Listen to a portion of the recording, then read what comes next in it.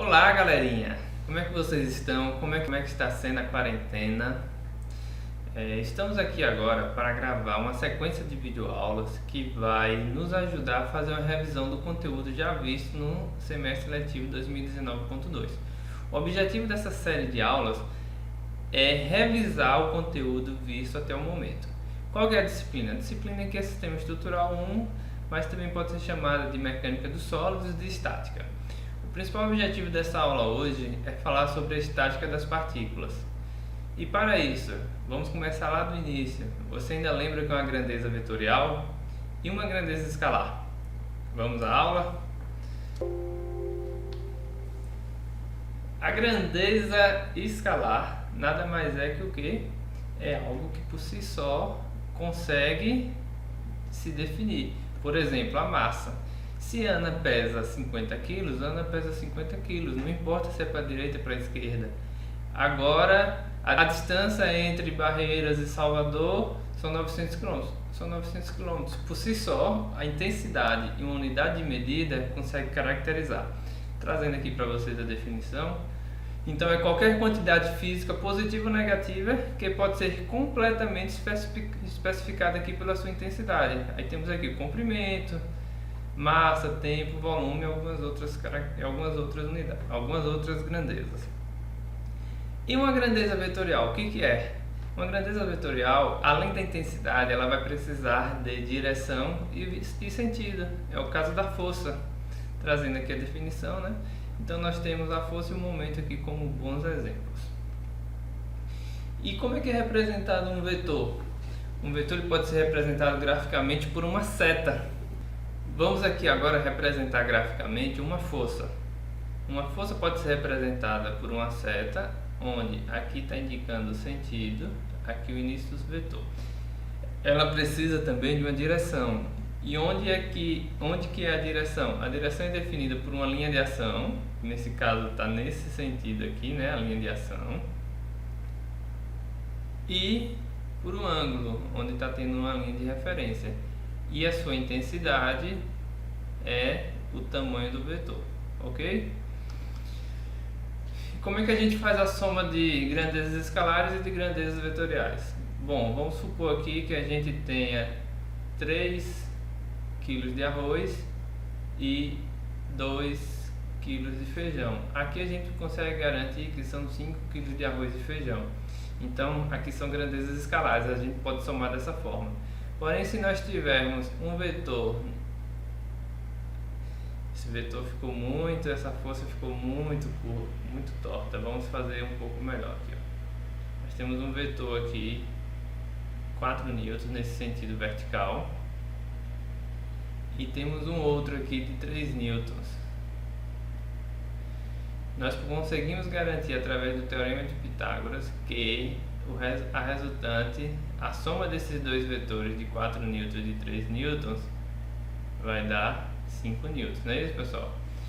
Então a gente percebe que o sistema de soma de grandezas vetoriais não obedecem às regras de adição definidas na álgebra ou na aritmética comum. E como é que a gente faz a soma de dois vetores? Vamos supor que a gente tem aqui o ponto A e a gente tem um vetor P. A gente tem aqui o vetor P e tenhamos aqui o vetor Q. Como é que eu vou traçar a resultante? Primeiramente eu vou traçar um vetor P paralelo a ele mesmo, e o objetivo aqui é formar o paralelogramo, não é isso? Então aqui eu tenho o vetor P, aqui eu tenho o vetor P e aqui eu tenho o vetor Q. Aqui eu tenho Q e aqui eu tenho Q. Pode olhar que esse vetor está paralelo a esse vetor. E pela lei do paralelogramo, a minha resultante vai ser aqui. O que a lei do paralelogramo me diz? Que R ao quadrado é igual a, vamos supor que aqui seja um ângulo θ, R ao quadrado vai ser igual a quem? Vai ser igual a P ao quadrado mais Q ao quadrado menos 2 vezes P vezes Q vezes o cosseno de θ. aqui nós temos a lei do paralelogramo, tá? Se fosse para subtração de vetores, a mesma coisa. A diferença é que na subtração de vetores, só para trazer um conceito aqui antes para vocês, aqui eu tenho o vetor P. Quem vai ser o oposto de P? O oposto de P nada mais é do que menos P. Então, ele só inverteria o sentido, tá? E aí, como eu bem disse, a gente aplicou aqui a lei do paralelogramo.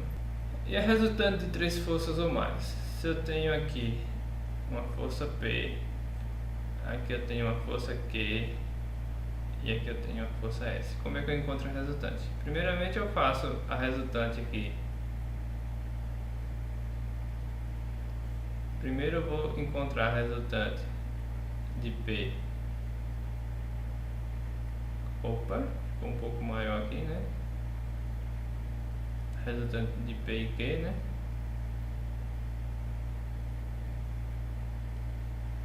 Então aqui é o vetor paralelo a P e aqui o vetor paralelo a Q. A minha resultante vai estar aqui, muito bem definida. Depois eu vou pegar essa resultante e somar com S. Eu também poderia fazer assim, ó, uma outra alternativa. Eu poderia pegar o vetor P, somar o vetor Q e adicionar o vetor S. Aqui, opa, ficou um pouquinho torta, né? Parecendo a ladeira aí de Salvador. E aqui seria a minha resultante. Aqui é uma outra opção.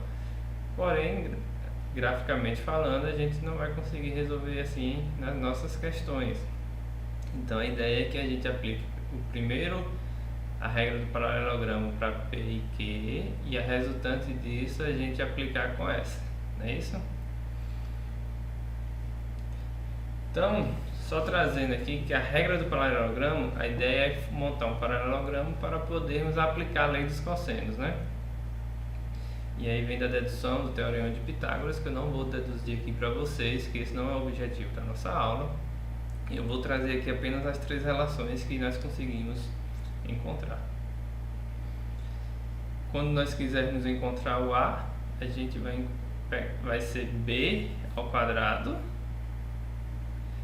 mais C ao quadrado menos 2 vezes BC vezes o cosseno desse ângulo aqui. Por que esse ângulo? Esse ângulo é o ângulo que está oposto à dimensão A, tá? E o mesmo se aplica para as outras 2 relações, tanto para encontrar B quanto para encontrar C. Temos também a lei dos senos, que nós iremos conseguir resolver algumas questões. O que a lei dos senos nos diz? Ele nos diz que esse lado A sobre o seno de A é igual a B sobre o seno desse ângulo B, que é igual a C sobre o seno desse ângulo C. Em algumas questões, essa vai ser a alternativa mais rápida de resolvermos. Vamos aqui então fazer uma questão. O que é que a questão nós temos aqui na questão? Nós temos um ponto A, pode ser um parafuso, e tem 2 forças sendo aplicadas, a força P e a força Q, uma de 60 e uma de 40 newtons, cada uma com a sua angulação. E a questão nos pede a força resultante. Primeiro a gente tem que avaliar aqui, lembrar de aplicar a regra do paralelogramo, que a partir daí a gente consegue aplicar a lei dos cossenos para encontrar a força resultante. A questão não pede direção e sentido, porém nós vamos encontrar também aqui, tá? Então vamos analisar aqui o que é que nós temos aqui no ponto A. O que é que nós temos no ponto A? Nós temos uma força P e aí a gente tem uma força Q. Daí então nós temos uma força resultante. Ok? Nós temos aqui um ângulo. Qual é esse ângulo? A questão já nos diz que é 25. E aqui a gente também tem um outro ângulo que a própria questão nos diz, tá? Então aqui ficou fácil, né? Aqui eu tenho um ângulo θ, onde θ vai ser igual a 180 menos 25. O meu θ então vai ser 155 graus, né? Então a partir daí eu consigo, pela lei dos cossenos, dizer que r ao quadrado é igual a P ao quadrado mais Q ao quadrado menos 2 vezes P vezes Q vezes o cosseno de 155, não é isso? Então, fazendo a substituição aqui, R ao quadrado, quem é P? Quem que é P? Ali na questão a gente tem, né? 40. Então vai ser 40 ao quadrado mais 60 ao quadrado menos 2 vezes 40 vezes 60 vezes o cosseno de 155. Com auxílio aí da calculadora científica, nós temos que a nossa resultante é 97,73 newtons. Então, anotei aqui a nossa resultante para nós encontrarmos agora qual é a direção e o sentido da nossa resultante. Eu vou apagar esse rapidinho aqui para poder... Então, aqui está o nosso esqueminha. Eu vou chamar esse ângulo aqui entre P e a resultante de alfa, que é alfa que a gente quer encontrar aqui nesse primeiro momento, né? Então, o que que nós temos? Nós temos que força resultante sobre o seno de 155, que é θ, né? Vai ser igual a quem? Q sobre o seno de alfa. Daqui, substituindo aqui, quem é que é nossa resultante? 97,73, opa, sobre seno de 155 vai ser igual a Q. Quanto custa P? Vocês ainda lembram? 60, né? Sobre o seno de alfa.